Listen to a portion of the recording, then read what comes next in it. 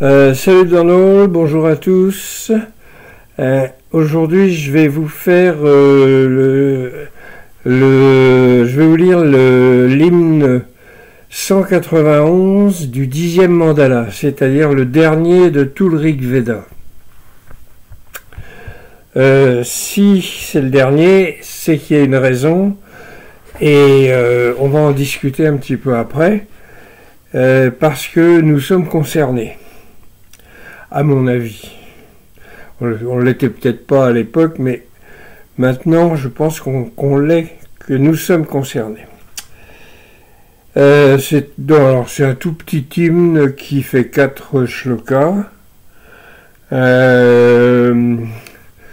et qui a été composé par Samvanana Angirasa.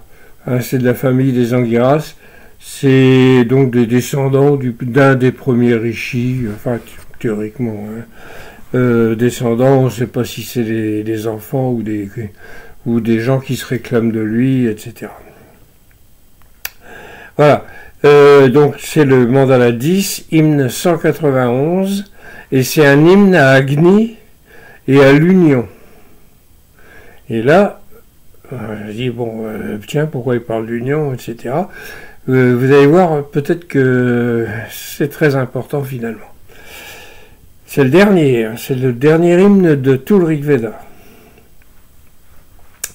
Ô Agni, tu unis étroitement tous les Aryas, apporte-nous toutes les richesses quand tu es enflammé sur le chemin. Alors, sur le chemin c'est lequel? Ah, sur le chemin de l'illumination, oui, bien sûr, suis-je bête? Alors, ô Agni, tu unis étroitement tous les Aryas, tous les Aryas, hein, pas les Aryens, c'est le nom qu'ils se donnaient eux-mêmes, hein, faut pas oublier ça. Ça veut dire noble. Noble dans le sens noble du terme. Des gens qui sont pas des hypocrites et autres trucs, et autres choses comme ça. Apporte-nous toutes les richesses spirituelles, bien sûr, quand tu es enflammé sur le chemin de l'illusion, de l'illumination. Ça, c'est moi qui le rajoute. Hein. Alors, je veux dire aussi j'ai eu quelques réflexions comme quoi on aurait pu mettre des mots plus jolis ou rajouter des adjectifs ou autres. Je ne l'ai pas fait volontairement parce que je suis resté le plus près possible du texte.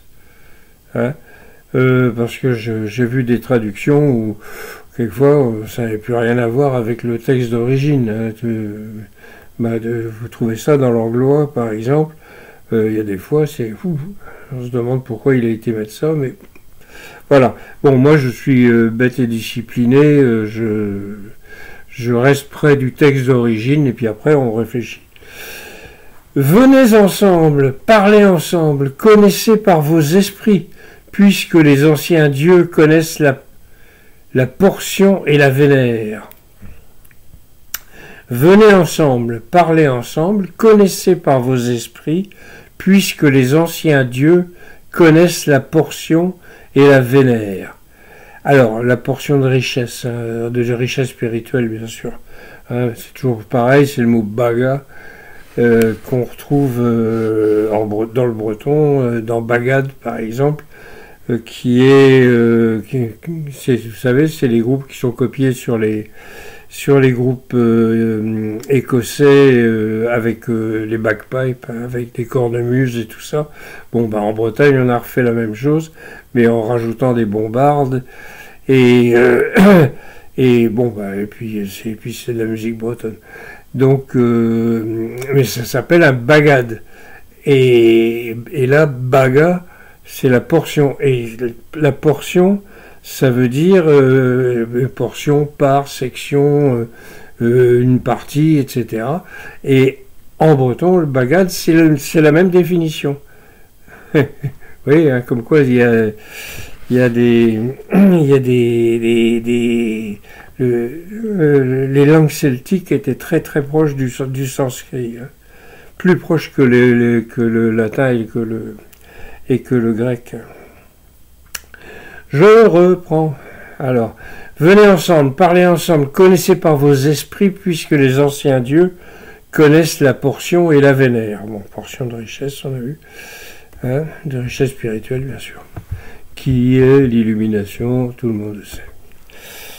Hop, et on passe au troisième. Commun est le mantra, commune est l'assemblée, commune est leur pensée par leur esprit. Je vous déclare ce qui nous unit et que je pratique le sacrifice.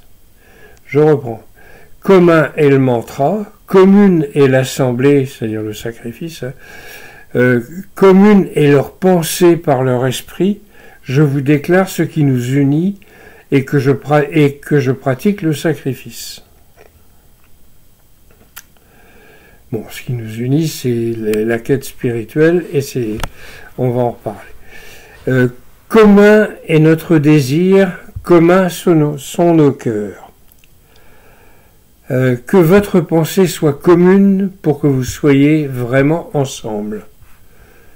Commun est notre désir, communs sont nos cœurs. Que votre pensée soit commune pour que vous soyez vraiment ensemble. Voilà, c'est un appel à l'union. Hein. C'est un appel à l'union, ça termine le 10e mandala, et c'est pas là par hasard. Hein. On les connaît, hein, les Indiens, dans tout ce qui est spirituel, il n'y a jamais rien de hasard. Dû au hasard, en tout cas. Enfin, surtout à cette époque-là. Maintenant, peut-être que ça a changé, je ne suis plus trop courant depuis une 50aine d'années. Donc, le 10e mandala, c'est le mandala qui... attendez, je vais jeter un coup d'œil, voir si ça enregistre bien quand même. Ouais. Ouais, d'accord. Bon, c'est bien ça. Le 10e mandala, c'est celui qui termine le Rig Veda et qui a été ajouté après les autres. Hein, c'est-à-dire que pendant la période urbaine de l'épopée védique et puis de toute cette période-là, donc ce qu'on appelle très bêtement la civilisation de l'Indus, et que j'appelle moi la civilisation des 7 rivières, puisque c'est le nom qu'on trouve dans le Rig Veda. Hein. Quand il parle alors il parle pas de la construction des villes, etc., puisque c'était écrit avant, mais quand il parle de leur pays, c'est les 7 rivières. Sapta Sindhu. Enfin, j'en parle pas souvent, hein, attention. Hein, et dans toute la littérature qui suivra, ce sera pareil. Donc, le pays, la civilisation des 7 rivières, au moment de son... elle est devenue... elle est sortie... Les villes importantes les villes sont sorties de terre il y a environ 5500 ans. Donc en 3500 avant notre ère, BCE si vous voulez, que là les villes sont sorties, déjà pensées, déjà réfléchies, et faites dans l'intérêt de la population, et que tout le monde s'y retrouve. C'était quelque chose de très intelligent et qui tranchait avec tout ce qui existait un peu partout ailleurs. Hein. En ce moment, alors là j'ouvre une parenthèse, en ce moment on est en train de découvrir, avec l'intelligence artificielle, puis d'autres techniques et tout, que en dessous le sable, en dessous les forêts, il y avait des tas de petites civilisations un peu partout. Hein, alors que nous on croyait qu'il n'y avait que 3 trucs, Sumer, la Mésopotamie, l'Égypte et puis l'Indus, quoi. Voilà. Eh ben non, il y en a plein, il y en avait plein. Mais les grandes, il y avait vraiment Alors, il y en avait peut-être en Amérique du Sud, mais en Eurasie, si vous voulez, il y en avait trois. Il y avait l'Égypte, alors qui n'est pas en Eurasie, mais qui est pas loin, qui est juste de l'autre côté de la mer, et la Mésopotamie, et puis les 7 rivières.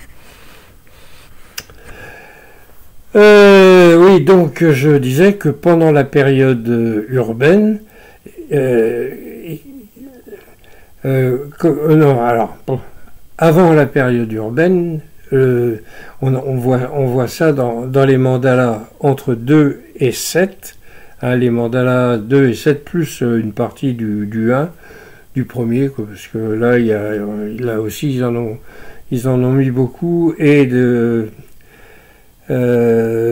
différentes époques. Entre 2 et 7, c'est l'histoire ancienne.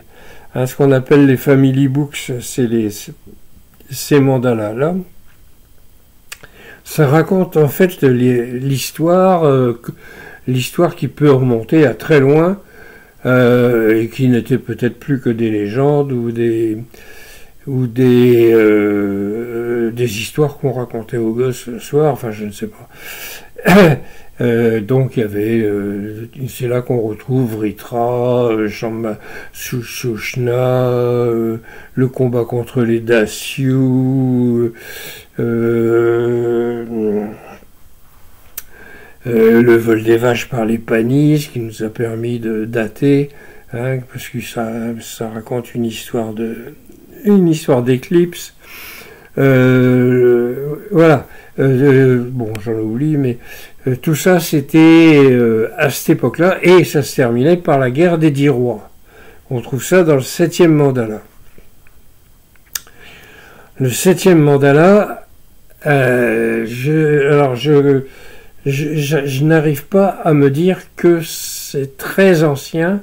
Ça peut être... enfin, très ancien, tout ça est très ancien, mais ça a dû précéder la construction des villes de quelques siècles seulement, je pense. La guerre des 10 rois, hein, quand les rois se sont fâchés contre les Bharata, puisque le roi Sudasa, qui était le petit-fils de Divodasa, qui avait combattu les Dasyus de Shambhara, ils se sont révoltés, ils se sont alliés avec d'autres qui n'avaient pas la même spiritualité ni la même façon de voir les choses. Et finalement, c'est quand même Soudas qui a réussi à gagner. On a tous les détails sur cette, une bonne partie des détails sur cette guerre, puisqu'on dit guerre parce qu'il y a eu au moins 2 batailles, hein, une sur la Yamuna et une sur la Parochnie, qui s'appelle la Ravi de nos jours. La Yamuna a gardé son nom. Et donc à la suite de ça, ils se sont unis sérieusement. C'est-à-dire que comme vous trouverez ça dans le bouquin, dans celui-là, hein, vous trouverez ça dans le bouquin. C'est un...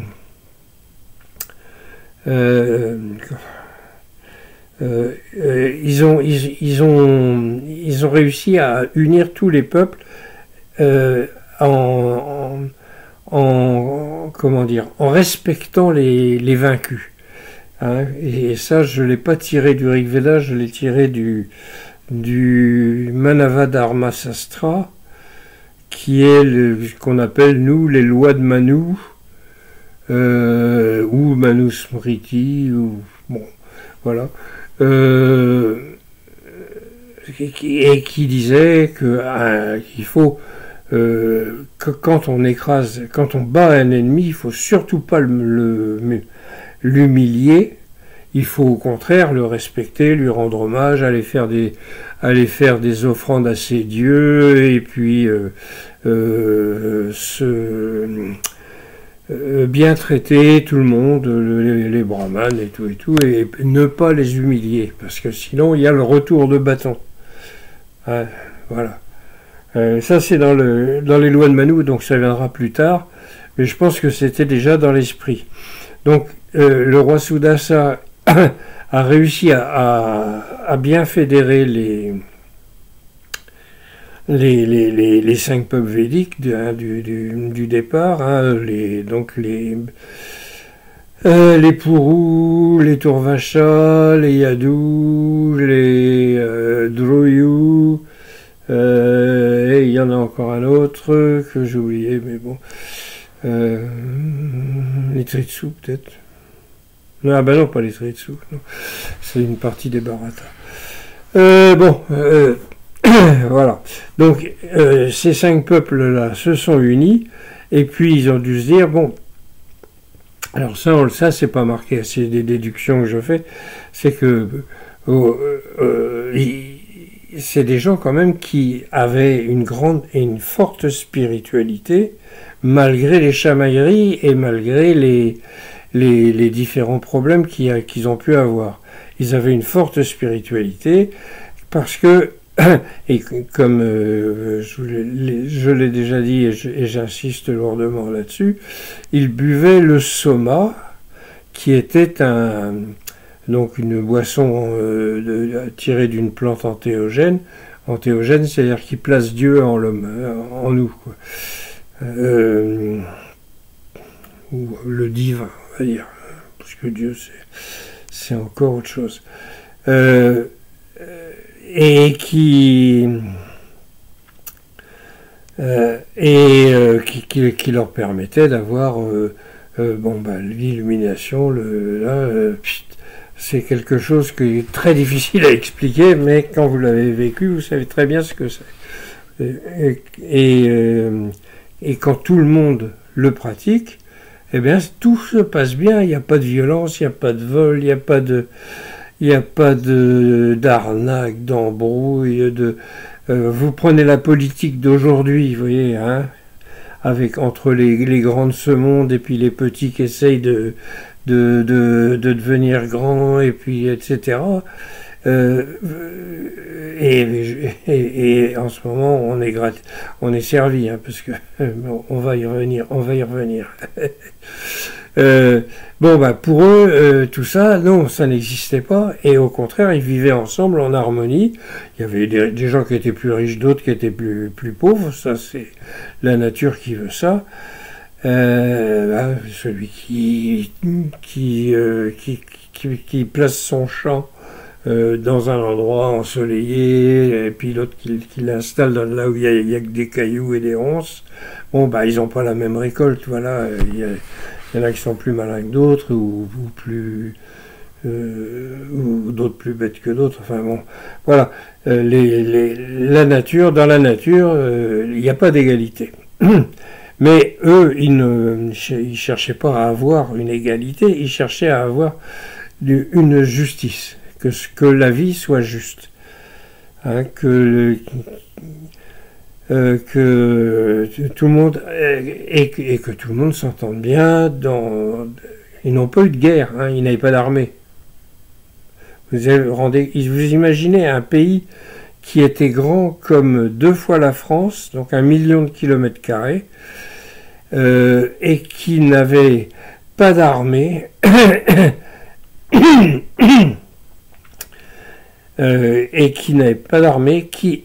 qui a fonctionné très bien et très prospèrement, si je veux dire, très richement, sans tomber dans le délire non plus, mais pendant 1500 ans, au moins. Hein? Il n'y a absolument aucune trace de violence, de combat, Puis je vous dis, il n'y a pas d'armée. Il n'y avait pas d'armée, on n'a pas trouvé d'armes de guerre. Alors on a trouvé quelques armes de chasse, hein, et puis d'autres, surtout des armes d'apparat, avec des lames en cuivre, etc. Qui, essayez de vous battre avec une lance en cuivre, hein. c'est pas terrible. Donc voilà, ils ont le roi Soudas a réuni tout le monde. Ils se sont dit bon, on va construire des villes parce que là on peut plus vivre dans des villages archi surchargés.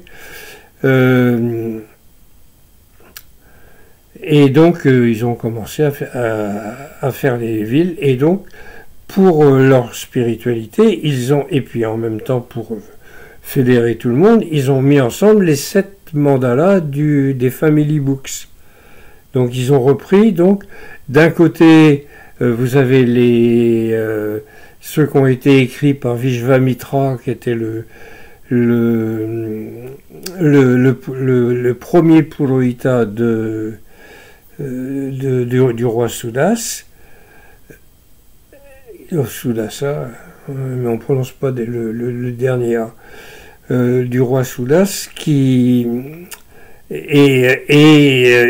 été remplacé. Alors, Vishvamitra a été remplacé par Vasishta, qui est devenu son deuxième Purohita. Bon, c'est pareil que c'était ça qui a été à l'origine de la bagarre, enfin de la guerre. Bon, peut-être, mais bon, je veux bien. C'est pas dit dans le Rig Veda, c'est dans d'autres textes qui sont venus plus tard. Bon, peut-être.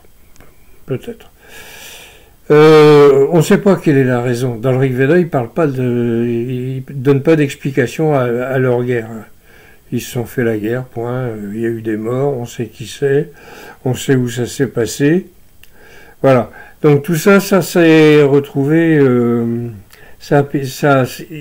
Donc quand ils ont décidé de se mettre tout ça compiler ces hymnes-là et puis vivre ensemble, et ça a bien fonctionné. Petit à petit, donc les villes sont construites, ils ont réécrit ils ont recomposé d'autres hymnes encore, qu'on retrouve dans le 8e mandala, et peut-être quelques-uns dans le premier, j'en suis pas tout à fait sûr, mais moi j'ai vu ça au vocabulaire, si vous voulez, quand vous faites de la traduction et que vous cherchez un mot que vous ne trouvez nulle part, ni dans aucun dictionnaire, ni dans rien du tout, et que vous arrivez à le trouver par hasard sur Google en tapant dedans, et puis vous avez toute la liste des autres emplacements où on trouve, vous pouvez voir s'ils sont ceux qui sont à peu près de la même époque, c'est par mandala que ça va. C'est impressionnant comme truc. Donc, alors il y a ça, plus le boulot qu'a fait Shrikanta Lagheri avec l'analyse. Alors il n'y a pas que lui, il y a les Anukramaniques ça veut dire des indices qui ont été faits pendant des siècles et des siècles par des brahmanes et tout, en analysant chaque mot, chaque nom, voilà. Donc ils ont réussi à démontrer ça, que les 7 mandalas ont été, disons, la première compilation. Donc ensuite, avec les villes qui ont commencé à émerger, et puis avec un très bon fonctionnement, vous avez le premier mandala qui a été rajouté, et le 8e qui a été créé.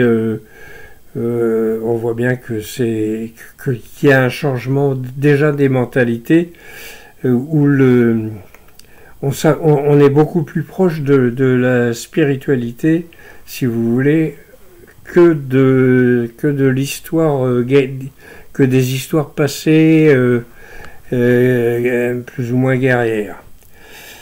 Même s'il y a des hymnes qui font toujours référence, évidemment, quand on fait appel à Indra, on va lui rappeler toujours ses chefs-d'œuvre et ses ce qui est, enfin, ses chefs-d'œuvre, pas ses chefs-d'œuvre, mais ses exploits, je veux dire. Et alors, le 9e mandala est un mandala qui était celui qui terminait le Rig Veda à ce moment-là. Pendant toute la période, pratiquement toute la période mature, si vous voulez. Hein. Donc, et même sans doute peut-être depuis le départ, enfin je suis pas sûr. Et ça, alors c'est un mandala qui n'est adressé qu'au dieu Soma. Il n'y a pas un autre dieu, il n'y a pas un hymne qui est destiné à quelqu'un d'autre. Il y a le deuxième du 9e mandala qui n'est pas ouvertement adressé à Soma Pavamana, mais ça s'adresse à Soma quand même sous une autre forme. J'ai pas ça en tête. Là, je vais pas me mettre à chercher. Là. Ça va être un peu chiant autrement. Donc voilà. Le 9e mandala adressé au Soma. Ça veut dire que le Soma avait une importance considérable. Et dans ce mandala, on voit toutes les familles, tout le monde, et de toutes les époques. Ça a été composé exprès. Hein. Celui qui a fait les compilations, il a été chercher tout plein d'hymnes à Soma. Il y en a 114. On en retrouve d'autres dans le Rig Veda hein, qui sont adressés à Soma aussi. Mais ceux-là ont été sélectionnés pour le terminer. Donc ça veut dire que c'était le fonctionnement et que le fonctionnement pacifique est plutôt sympathique d'ailleurs de tout ça. C'était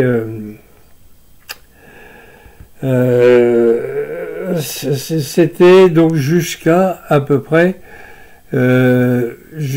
presque jusqu'à la fin de la période. Et est arrivé un problème, c'était en 2200 avant notre ère, il y a eu une grande sécheresse qui a frappé toute la Terre sur la bande intertropicale. Hein, je ne sais pas dû à quoi, mais c'est largement documenté partout. Cette sécheresse-là, elle a fait qu'il n'y avait plus de champignons, parce que les champignons, dont le Soma c'était les champignons. Les champignons, s'ils n'ont pas de l'humidité, ils poussent pas. Hein, voilà. Ici en Bretagne, on est servi maintenant. Maintenant, ils ont empoisonné la terre, ça marche un peu moins bien, mais il y a des champignons en pagaille, et puis dès qu'il a plu un peu, on peut aller chercher, y compris le Soma. Hein, on retrouve ça ici aussi. Il y en avait un peu partout. D'ailleurs, j'ai lu un bouquin qui en parlait, qui disait que il n'y a qu'en Antarctique qu'on n'en trouve pas. Il y en a partout sur tous les continents, sauf en Antarctique. Bon. Oui, donc, alors, donc tout ça, ça veut dire que jusque 2200 avant notre ère, ça fonctionnait très bien, il n'y avait pas de guerre, il n'y avait pas d'histoire, il n'y avait pas d'embrouille, tout le monde s'entendait bien, il n'y avait pas de... même les castes ont commencé à exister, mais sans l'esprit des castes d'aujourd'hui. Hein, c'est un truc qui fait tellement peur aux Européens, qui les effraie, il faut dire que ce qu'il y a aujourd'hui n'a rien à voir avec ce qu'il y avait il y a 4000 ans. Dans le Rig Veda, on parle de ces castes et de l'organisation sociale qui était très intelligente quand les gens font ça intelligemment. C'était quelque chose qui a permis un fonctionnement qui était très, très efficace. La pénurie de Soma a fait que les choses ont commencé à se gâter, et on le voit dans le 10e mandala. On parle d'un tas de choses, mais pas beaucoup de spiritualité. Hein, on va parler de mariage, un hymne pour tomber enceinte, des hymnes pour guérir. Oui, ça n'a plus rien à voir. On est presque arrivé dans la Tharva Veda, si vous voulez. Hein. Et donc, sur la fin, il y a eu 2 tremblements de terre qui ont eu une grande importance, et les tremblements de terre dans l'Himalaya, il y en a souvent, très souvent, les 2 affluents principaux de la Sarasvati ont été détournés. On sait que quand le 10e mandala a été fait, la Drishadvati, qui était l'un des 2 affluents principaux, c'est celui qui recevait la Yamuna. Donc la Yamuna, c'est pas une petite rivière, hein, c'est celle qui passe à Delhi, à Agra et tout ça, et qui rejoint le Gange à Allahabad, où ils font la Kumbh Mela tous les 12 ans là. Hein. D'ailleurs, c'était cette année, il y a eu 450 millions de personnes à participer. Sur un mois et demi. Mais quand même, hein, 450 millions de personnes. Avec seulement une trentaine de morts, je crois. Ce qui est un exploit. Bon. Donc, quand le soma a commencé à manquer, quand la Drishadvati s'est asséchée, la Sarasvati a baissé. Hein, son niveau et tout ça a baissé. Elle coulait encore et tout. Et donc, elle est citée dans l'hymne aux rivières le 1075, si vous voulez, mais on n'en fait pas, on dit pas que c'est la plus grande des rivières, la plus belle, etc. La seule qui soit une déesse. On ne le dit pas là. Elle est simplement citée dans les rivières. Alors que la Drishadvati n'y est plus.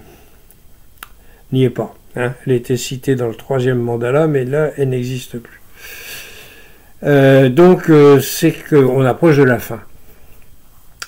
Donc, le dernier tremblement de terre a donc dû dévier la Sutlej, qui est la Shutudri, à l'époque ça s'appelait la Shutudri, et qui maintenant s'appelle la Sutlej, et qui arrivait dans la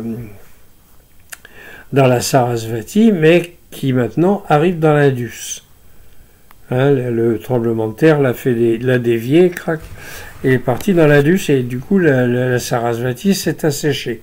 Alors là, on n'y est pas encore, mais ça va pas tarder. Donc ceux qui ont fait la compilation du 10e, qui ont ajouté le 10e mandala, ils l'ont fait au moment où ça commençait à sentir mauvais, quoi. Et que notre civilisation va peut-être s'écrouler ou s'arrêter, et on va être bien embêté. Et c'est pour ça que je pense que cet hymne à l'union a été fait exprès parce que ils savaient que ils allaient être obligés de se séparer, de quitter leur pays, parce qu'il n'y a plus d'eau tout simplement, puis que donc la Sarasvati s'étant asséchée, c'était là qu'il y avait le gros de la population. Ceux qui étaient sur l'Indus, bon, ils ne pouvaient pas prendre tous les réfugiés parce qu'ils n'y arrivaient plus ils n'auraient pas pu les nourrir. En plus, la mousson et tout ça, c'était bien détraqué depuis un certain temps. Donc, ils se sont dit, on va mettre tout plein d'indices, d'ailleurs, tout plein d'hymnes techniques, hein, qui nous apprennent les castes, les rivières, tout ça, c'est dans le 10e mandat là. Et ça se termine donc par un appel à l'union pour que on reste tous unis et que c'est pas en se divisant qu'on va se sortir de la situation qui est mauvaise, qui était mauvaise à l'époque. Alors, pourquoi, je vous disais quand j'ai commencé, pourquoi pourquoi ça nous concerne en fait. Bon, ils l'ont pas fait pour nous, bien entendu, puisqu'ils savaient pas qu'on allait exister, ni rien du tout, et que surtout que le monde allait prendre la tournure qu'il a pris maintenant. Mais ils l'ont fait pour eux parce que leur civilisation, qui était très bien par rapport à beaucoup d'autres, ça allait s'arrêter, quoi. Donc ils ont senti que ça venait. Alors, nous, chez vous, je sais pas, mais moi, je suis comme beaucoup d'autres, j'observe, et puis surtout je suis en retraite maintenant, j'ai beaucoup de temps pour ça. J'observe ce qui se passe et je me dis qu'on est à peu près dans la même situation. Hein, alors là, nous, ça va pas être une sécheresse ni des tremblements de terre qui vont mettre fin à la civilisation, parce que notre civilisation, elle est mondialisée. Ce qui n'était pas leur cas, eux, puisqu'ils habitaient dans un coin bien particulier. Mais nous, notre civilisation, elle est mondialisée. Elle est partie d'Occident avec notre façon de concevoir les choses, donc la loi du plus fort, etc. Et on a réussi à coloniser tout le monde, à emmerder tout le monde, et puis en même temps de leur inculquer notre façon de voir les choses. Alors évidemment, il y a des particularités régionales, hein, évidemment, mais notre civilisation qui est basée sur le toujours plus, la civilisation industrielle, celle qui a 300 ans, 200 ans, 250 ans, allez, on arrondit,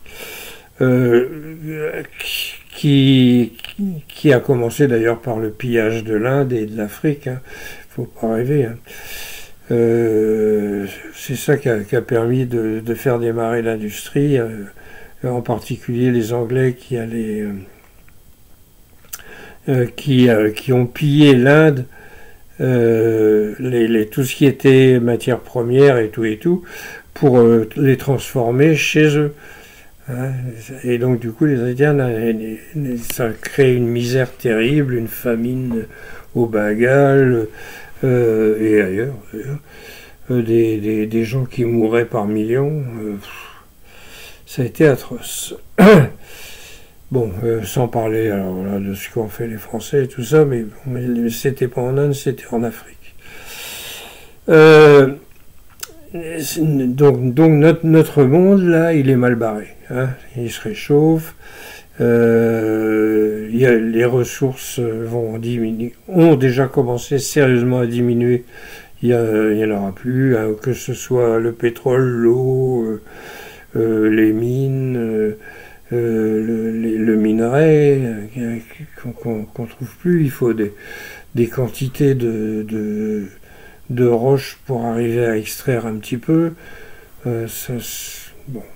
D'ici peu. Sans parler de la bêtise et de la stupidité des hommes, des êtres humains, qui, surtout nos dirigeants, qui ont un ego terrible, ils sont tous persuadés d'être des génies, des grands... alors soit des grands politiciens, soit des grosses brutes comme un certain Donald et ses petits camarades, Donc ça va aller mal, hein. Ça va aller mal, ça va déjà mal, mais ça va aller beaucoup plus mal. Alors ça va très mal dans certains coins, mais comme bon, en Ukraine ou en Israël, mais ça va très mal aussi au Soudan, ça va très mal dans un tas de coins dont on ne parle pas, parce que là, nous les petits blancs, on n'est pas concernés. Donc on s'y intéresse pas. Ça va forcément mal finir parce que déjà de toute façon ça va mal finir puisque on continue à croire. Enfin, pas tout le monde, hein, mais les dirigeants continuent à croire qu'il faut de la croissance, de la croissance, de la croissance, toujours plus, toujours plus, toujours plus, toujours plus, toujours plus. Or, c'est ça qui nous tue, et au bout d'un moment, ça va péter. Et en plus, il y a des armements comme on n'a jamais eu. Mais alors c'est pas des fusils ou des arcs qui tirent très bien, c'est des trucs atomiques, nucléaires, machin, là, avec tout ce qu'on peut inventer de pire. Il y en a partout, hein, et plus ça va, plus on en fabrique, et là en ce moment la politique de la France, ça va être le réarmement. Donc plus il va y avoir d'armes en circulation ou en stock, de toute façon, un jour ou l'autre, ça va servir, parce que ça a toujours été comme ça. Et ça, plus les tempêtes, les sécheresses, les inondations terribles qu'il va y avoir, plus la guerre pour l'eau, pour les ressources, pour avoir de l'essence, hein. Ça va être Mad Max. Mad Max 2, pas le premier. Voilà, donc je pense que notre truc à nous, c'est ce qu'on doit faire, ce qu'il va falloir qu'on fasse, je vais voir, je suis en train de réfléchir à un truc, là, je vais peut-être le faire, un bouquin là-dessus, c'est encaisser le choc, parce que le choc va arriver, hein, dans quoi, 10, 20, 30 ans, 40 ans, 50 ans, ou alors beaucoup plus vite que tout ce qu'on croit, hein, ne serait-ce qu'à cause de la montée du niveau de la mer qui peut être brutal et totalement inattendu, alors qu'on sait bien que ça va arriver, hein, quand les glaciers du Groenland et de l'Antarctique vont tomber dans l'eau. Bon, tant qu'ils fondent doucement, ça va. Ça peut durer encore 2 siècles. Allez, 2 siècles. Mais en général, quand ça commence à aller mal, ça s'emballe.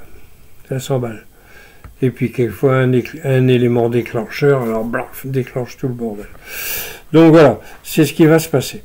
Il faut que nous nous organisions d'une manière ou d'une autre pour encaisser le choc, et il faut qu'on le fasse nous-mêmes parce que les États ne le feront pas.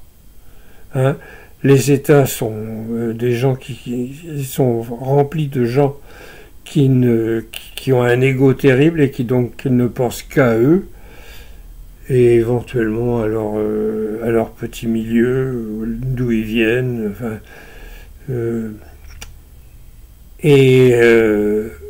ils ne feront rien.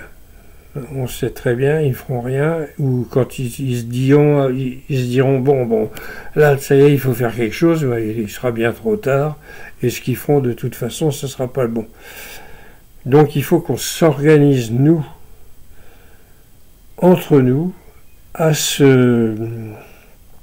encaisser le choc, à pouvoir encaisser le choc, sans tenir compte des états.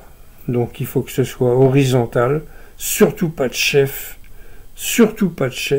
hein, que ce soit horizontal, et qu'après on reconstruise une autre civilisation, parce que l'être humain ne peut pas vivre tout seul dans un bois, il faut qu'ils vivent ensemble, et à ce moment-là, il faudra qu'on s'inspire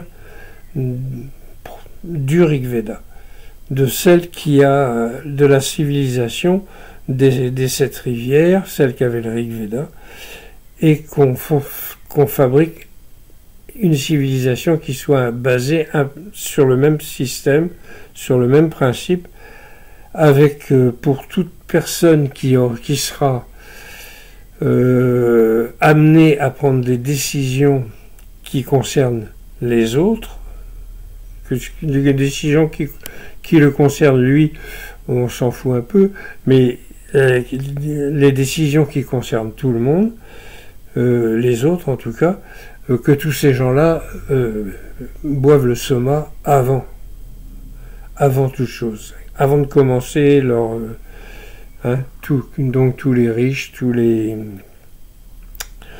puissants, vous buvez du soma d'une manière rituelle, etc. Je reviendrai là-dessus, on va pas se mettre à prier, à faire des hymnes à Varuna ou à Rudra ou aux autres, et qu'on soit ensemble, hein, qu'on ne soit pas en train de se détester les uns les autres, les blancs contre les noirs, etc. Qu'on arrête toutes ces conneries-là, et qu'il y a des êtres humains, il y a des grands, il y a des petits, il y a des gros, il y a des maigres, il y a des noirs, il y a des blancs, il y a des jaunes, etc. Bon, il y a de la variété, c'est tout. Et qu'on arrête surtout de se haïr et de vouloir être toujours les meilleurs. Voilà, donc voilà, ça fait un moment que j'avais ça sur le cœur, donc je voulais vous le dire. Donc préparons-nous à encaisser le choc, et après on reconstruit un truc basé un peu sur cette civilisation, parce que ça a été la seule grande civilisation qui a été comme ça, hein.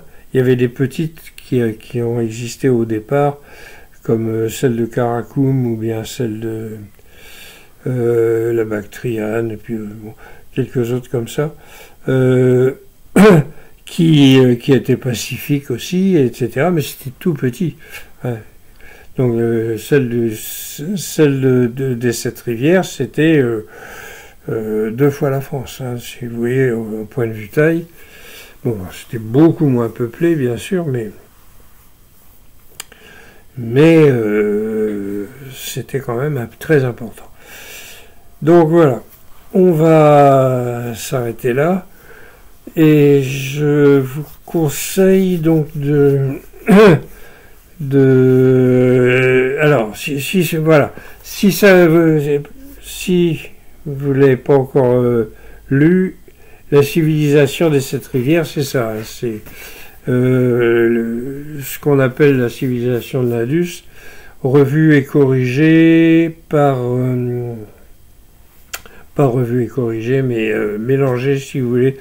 J'ai pris des extraits du Rig Veda qui expliquent pourquoi certaines choses, enfin tout, hein, y compris sur la vie en société, sur la façon de vivre, sur la façon de penser, sur tout ça, c'est dedans. Vous trouverez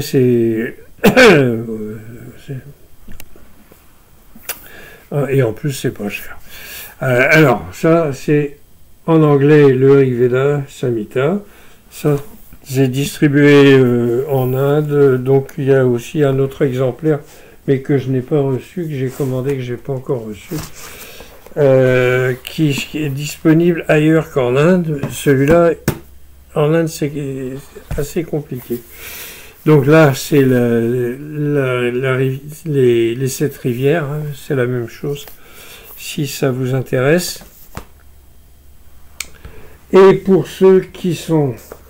Alors, oui, et puis, bon, bien entendu, il y a le Rig Veda en entier. Au départ, j'avais fait la bêtise de le faire en 2 tomes. Alors, ça revient plus cher et c'était